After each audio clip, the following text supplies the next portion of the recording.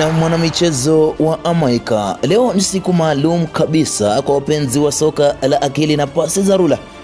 Tunaadhimisha siku ya kuzaliwa ya fundi wa zamani wa timu ya taifa ya Italia na miamba AC Milan na Juventus. Hapa namzungumzia Maestro Andrea Pirlo. Alizaliwa siku kama leo Mei 19 mwaka 1979 kule Flero nchini Italia. Tofauti na wachezaji wengi, Pirlo alitokea familia ya kitajiri, lakini akili yake yote alitupa kwenye soka na kweli akawa profesa wa uwanja. Kwenye soka la klabu alicheza Brescia na Inter Milan, lakini nyota yake iling'aa zaidi alipotua AC Milan na baadaye Juventus, ambako alitua mataji mengi ya Serie A na mataji mawili ya bara Ulaya.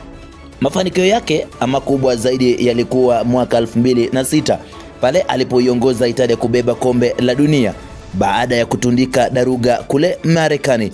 Pirlo hakukaa mbali na nyasi, aligeukia ukocha na kuzinoa timu kama Juventus, na kwa sasa anaendeleza falsafa zake akifundisha klabu ya Sampdoria. Tunamtakia heri njema ya kuzaliwa Andrea Pirlo.